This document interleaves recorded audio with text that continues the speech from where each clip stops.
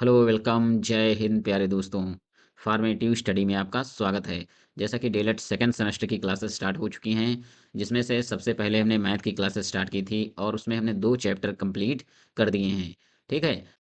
और आज देखिए अंग्रेजी की ये दूसरी क्लास है। इससे पहले वाली क्लास में हमने इंग्लिश का जितना सिलेबस था वो आपको बताया है कि आपको इंग्लिश में क्या क्या पढ़ना है। ठीक है। तो अगर आपने सिलेबस वाली क्लास नहीं देखी है तो एक बार देख लीजिए, जिससे ये आपको पता चल जाएगा कि अंग्रेजी का कितना बड़ा सिलेबस है और कितने चैप्टर्स पढ़ने हैं। तो सबसे पहले देखिए इंग्लिश में हम जितना थ्योरी पोर्शन है, ठीक है, जितनी थ्योरी है सबसे पहले थ्योरी कंप्लीट करेंगे। और जब थ्योरी कंप्लीट हो जाएगी फिर इसके बाद हम आएंगे ग्रामर पर। तो आप टेंशन मत लीजिए, क्योंकि कुछ लोगों की अंग्रेजी बहुत वीक है तो उनको डर लगता है।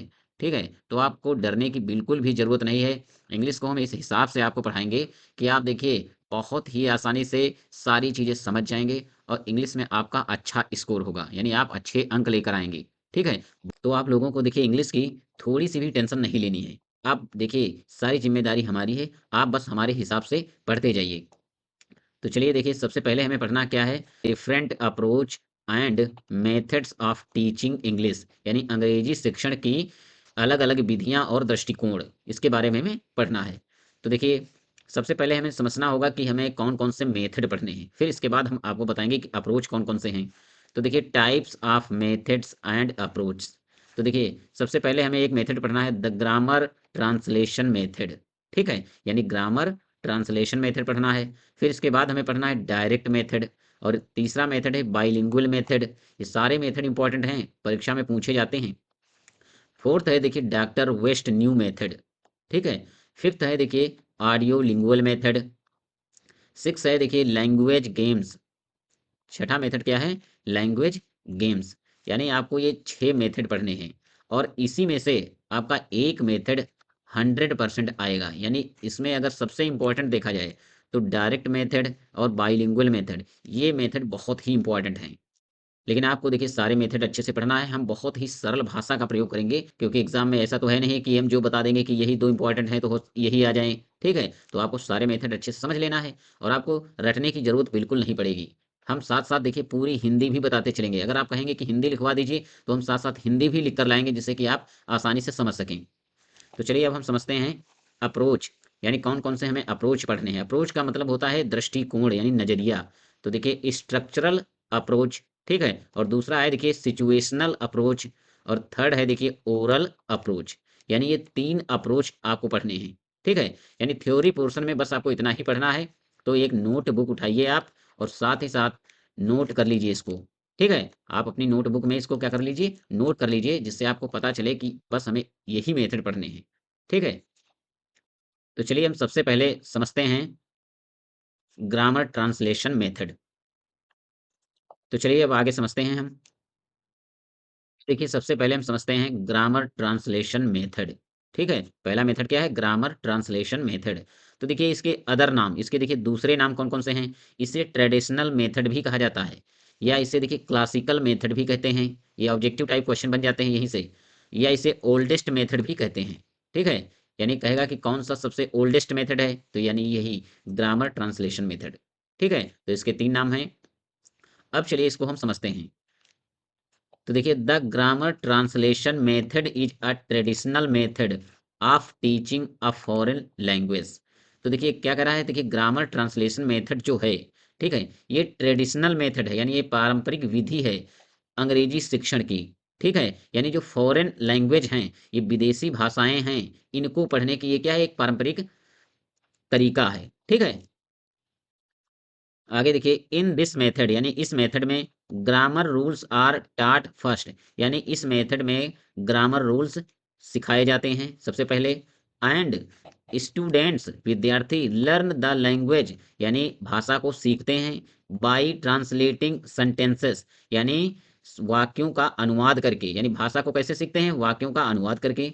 फ्रॉम द मदर टंग, यानी मातृभाषा में। ठीक है। कौन सी भाषा में, मदर टंग यानी मातृभाषा में। टू द टारगेट लैंग्वेज, यानी जो भाषा को टारगेट किया जाता है, ठीक है, उसको मातृभाषा में सीखते हैं। चलिए इसका देखिए हिंदी समझ लेते हैं। यानी व्याकरण अनुवाद विधि, यानी इसे क्या कहते हैं, द ग्रामर ट्रांसलेशन मेथड। वह शिक्षण विधि है जिसमें पहले व्याकरण के नियम पढ़ाए जाते हैं, यानी क्या, ग्रामर के जो हैं नियम बताए जाते हैं और फिर अनुवाद के माध्यम से भाषा सिखाई जाती है। ठीक है, तो इनका इसका मेन उद्देश्य क्या है, सबसे पहले ग्रामर सिखाई जाती है, फिर अनुवाद के माध्यम से भाषा को सिखाया जाता है। ठीक है, चलिए आगे हम समझते हैं। नेक्स्ट है, देखिए मेन फीचर्स यानी इसकी मुख्य विशेषताएं क्या हैं। तो देखिए, mother tongue is used in the classroom, यानी मातृभाषा का प्रयोग होता है कक्षाओं में, यानी कक्षा में देखिए मातृभाषा का शिक्षक प्रयोग करते हैं। Focus on grammar rules, grammar के नियमों पर ज़्यादा ध्यान दिया जाता है। Translation is the main activity, यानी जो अनुवाद है, मेन मुख्य काम क्या होता है, अनुवाद। ठीक है, किसी भी शब्द को अगर समझाना है, ठीक है, कोई अंग्रेजी का शब्द है तो उसको हिंदी अनुवाद करके बच्चों को सिखाया जाता है। Reading and writing skills are emphasized, यानी रीडिंग पढ़ना और राइटिंग लिखना, स्किल मतलब कौशल, पढ़ना और लिखना यानी पढ़ने और लिखने का कौशल, कौशल पर विशेष ध्यान दिया जाता है, या जोर, इम्फेसाइज्ड मीन्स होता है जोर देना, इस पर जोर दिया जाता है, किस पर, रीडिंग और राइटिंग पर। नेक्स्ट है, देखिए speaking and listening are given less importance, यानी देखिए स्पीकिंग मतलब बोलना और लिसनिंग मतलब सुनना, यानी बोलने और सुनने पर थोड़ा कम ध्यान दिया जाता है। ठीक है, यानी इतना महत्व बोलने और लिख और सुनने पर ज्यादा महत्व नहीं दिया जाता है। ठीक है, तो चलिए अब आगे हम समझते हैं प्रोसीजर यानी टीचिंग स्टेप्स, शिक्षण प्रक्रिया, यानी इसमें शिक्षण प्रक्रिया कैसी होती है। तो देखिए, टीचर एक्सप्लेन ग्रामर रूल्स, यानी अध्यापक ग्रामर के नियमों को समझाते हैं इन द मदर टंग, मातृभाषा में। ठीक है, यानी जो बच्चे को भाषा आती है उसी भाषा में टीचर देखिए ग्रामर रूल्स को समझाते हैं। New words are given with meanings, ठीक है, नए शब्द दिए जाते हैं मीनिंग के साथ। सेंटेंसेस आर ट्रांसलेटेड, यानी जो वाक्य होते हैं अनुवाद किए जाते हैं हिंदी से इंग्लिश में और इंग्लिश से हिंदी में। अगर कोई हिंदी का वाक्य नहीं समझ में आ रहा तो उसको अंग्रेजी में ट्रांसलेट किया जाता है। अगर कोई इंग्लिश का वर्ड डिफिकल्ट है, ठीक है, अगर कोई इंग्लिश का वर्ड डिफिकल्ट है तो उसको हिंदी में अनुवाद किया जाता है। ठीक है, exercises based on grammar rules are practised, यानी जो एक्सरसाइज होती हैं यानी अभ्यास होती हैं वो ग्रामर रूल्स, ग्रामर के नियमों पर बेस्ड होती हैं। यानी देखिए जो प्रश्न है अभ्यास करवाए जाते हैं, ठीक है, तो ग्रामर के नियमों पर आधारित होते हैं। ठीक है, तो चलिए अब हम इसके समझते हैं लाभ। ठीक है, एडवांटेज, या आप इसको लिख सकते हैं मेरिट्स, मेरिट्स। तो देखिए पहला पॉइंट है easy to understand for beginners. तो देखिए जो बिगिनर्स होते हैं यानी जो शुरुआत में सीखते हैं, प्रारंभिक जो शिक्षण कर रहे होते हैं, तो उनके लिए ये काफ़ी आसान है। Helps in learning grammar clearly, यानी ये ग्रामर को स्पष्ट तौर पर सीखने के लिए काफ़ी मददगार है। यूजफुल फॉर एग्जाम्स, यानी परीक्षाओं के लिए काफ़ी उपयोगी है। एंड रिटन वर्क, ठीक है, लिखित वर्क और परीक्षा के लिए काफ़ी उपयोगी है। वोकैबुलरी इंक्रीजेस, यानी शब्दकोश की बढ़ोतरी होती है। ठीक है, अब चलिए हम समझते हैं डिसएडवांटेज, या इसे हम कहते हैं डीमेरिट्स। डीमेरिट्स मतलब हानियां। इसी प्रकार आपको लिखना है, देखिए लाभ और हानि। तो अगला देखिए स्पीकिंग स्किल इज निग्लेक्टेड, ठीक है, यानी जो स्पीकिंग मतलब बोलने का जो कौशल होता है उस पर ज्यादा ध्यान नहीं दिया जाता है। निग्लेक्ट मतलब अनदेखा किया जाता है। ठीक है, लैंग्वेज बिकम्स बुकीज, यानी जो भाषा है वो किताबी ज्यादा बन जाती है। ठीक है, लेस फोकस ऑन प्रोनाउंसिएशन, यानी देखिए उच्चारण पर कम ध्यान दिया जाता है, उच्चारण पर कम ध्यान दिया जाता है। Not suitable for communication skills, यानी जो ये वार्तालाप कौशल के लिए ये सुइटेबल नहीं है। ठीक है, आई होप आप लोगों को ये सारी चीज़ें अच्छी से समझ में आई होंगी, क्योंकि इसमें देखिए हमने बहुत ही कोई कठिन वर्ड नहीं लिए हैं जिससे कि आपको डिफिकल्ट लगे। ठीक है, फिर भी अगर आपको टफ लगेगा तो आप हमें कमेंट में बताइए, तो हम देखिए इनकी हिंदी साथ साथ भी लिख देंगे, जिससे कि आप हिंदी इंग्लिश दोनों एक साथ पढ़ेंगे तो और भी समझ में आएगा। ठीक है, नेक्स्ट है देखिए डायरेक्ट मेथड, इसे कहते हैं प्रत्यक्ष विधि। इसमें टीचर देखिए English to English word use करता है। ठीक है, यानी इसमें हिंदी मीनिंग का प्रयोग नहीं होता है, ना ही ट्रांसलेशन होगा, ना ही बाइलिंगुअल यूज होगा। इसमें इंग्लिश टू इंग्लिश, जैसे टीचर कोई क्लास में किसी वर्ड को समझा रहा है, जैसे मान लीजिए अफेक्शन। ठीक है, अफेक्शन का मतलब समझाना है और बच्चे को अफेक्शन का मतलब नहीं पता है, तो टीचर इसका दूसरा मीनिंग बताएगा, जैसे लव। अफेक्शन मीन्स भी प्यार, और लव मीन्स भी होता है प्यार यानी स्नेह। ठीक है, इसका दूसरा मीनिंग टीचर बता देगा, लेकिन वो भी इंग्लिश में, इसका अनुवाद नहीं करेगा। ठीक है, और ये जो विधि थी, ये सबसे ज़्यादा विदेशों में ज़्यादा प्रचलित थी, जहाँ पर देखिए अंग्रेजी का ही उपयोग होता था, भाषा वहाँ मेन इंग्लिश ही थी। ठीक है, भारत में ये देखिए जो डायरेक्ट मेथड है वो इतना ज़्यादा प्रचलित नहीं था। जैसे आजकल आप इंग्लिश मीडियम स्कूल देखते हैं, तो उसमें भी अगर देखा जाए तो English to English word use नहीं होते हैं, वहाँ पर भी शिक्षक जो है हिंदी का यूज करते हैं। ठीक है, तो अगर देखा जाए तो ये सबसे ज़्यादा फॉरेन कंट्रीज यानी विदेशों में इसका उपयोग होता था, क्योंकि इसमें English to English word use किए जाते थे। तो चलिए समझते हैं।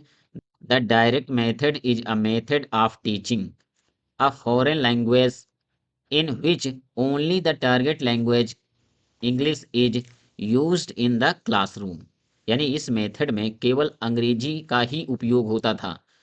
Mother tongue is not used, mother tongue is not used, मातृभाषा का प्रयोग नहीं होता था।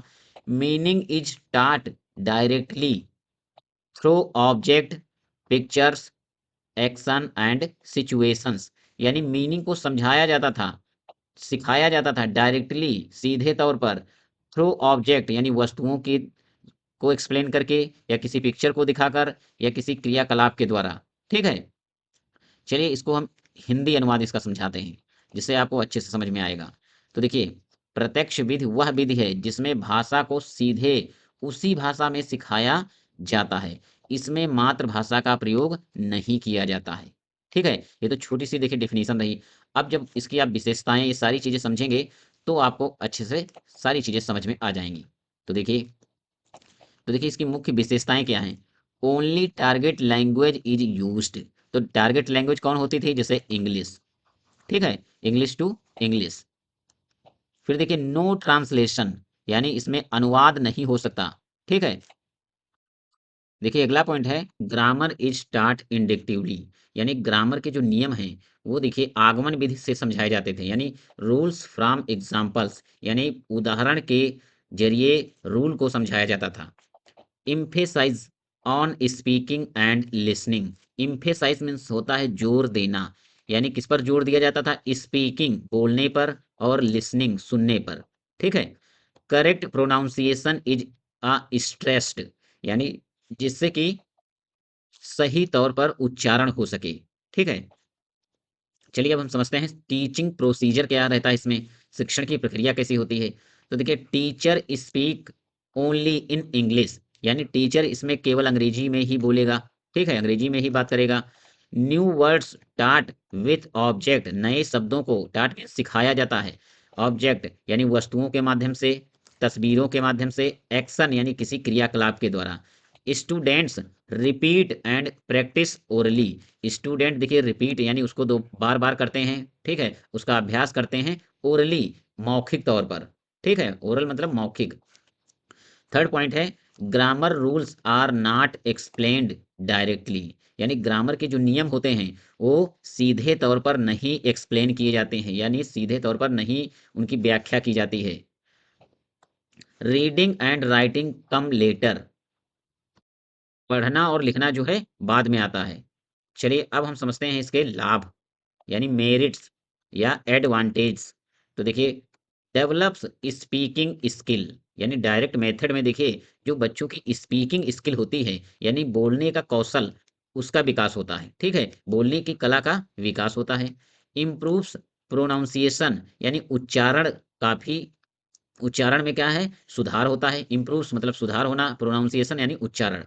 लैंग्वेज बिकम्स नेचुरल, जो भाषा है वो काफी नेचुरल हो जाती है, स्वाभाविक हो जाती है। ठीक है, बिल्ड्स कॉन्फिडेंस इन स्टूडेंट्स, यानी विद्यार्थियों में उत्साह आता है, यह विद्यार्थियों में आत्मविश्वास बढ़ता है। ठीक है,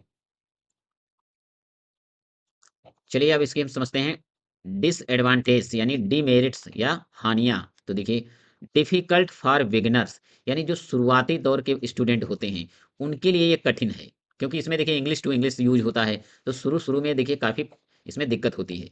नीड्स ट्रेंड टीचर्स, यानी इसमें देखिए टीचर जो है ट्रेंड होना चाहिए। अगर टीचर ट्रेंड नहीं है तो देखिए वो बच्चों को अच्छे से सिखा नहीं पाएगा। टाइम कंज्यूमिंग, इसमें समय ज़्यादा लगता है, यानी समय की बचत नहीं होती, इसमें समय ज़्यादा खर्च होता है। Not suitable for large classes, not मतलब नहीं, सुइटेबल है उपयुक्त, फॉर लार्ज क्लासेस यानी बड़ी कक्षाओं के लिए ये उपयुक्त नहीं है। ठीक है? तो देखिए आज की क्लास में हमने 2 मेथड पढ़े। पहला देखिए हमने पढ़ा ग्रामर ट्रांसलेशन मेथड और दूसरा देखिए हमने पढ़ा डायरेक्ट मेथड। तो ये दोनों मेथड अच्छे से आपको समझ लेना है और साथ ही साथ इनको नोट कर लेना है, नहीं तो देखिए इसका पीडीएफ आपको हमारे टेलीग्राम चैनल पर मिल जाएगा। ठीक है? और अगर किसी भी प्रकार का डाउट है तो आप हमें कमेंट कर सकते हैं। ठीक है? और देखिए अगर लैंग्वेज देखिए आपको थोड़ा डिफ़िकल्ट लगी हो तो आप बता दीजिए, तो थोड़ा हम इसको और भी ईज़ी कर देंगे और साथ ही साथ अगर चाहें तो आप इसकी हिंदी देखिए लाइन बाय लाइन हिंदी भी लिख देंगे, जिससे कि आपको एक साथ हिंदी भी आप उसकी पढ़ लेंगे और अंग्रेजी भी साथ-साथ पढ़ते चलेंगे तो आपको और भी समझ में आएगा। ठीक है? वैसे भी इसमें जो सेंटेंस दिए गए हैं वो काफ़ी छोटे हैं, ज़्यादा आपको मेहनत नहीं पड़ेगी, आप अच्छे से समझ भी सकते हैं। तो चलिए आज की क्लास को हम यहीं पे विराम देते हैं और मिलते हैं नेक्स्ट क्लास में। तब तक के लिए जय हिंद।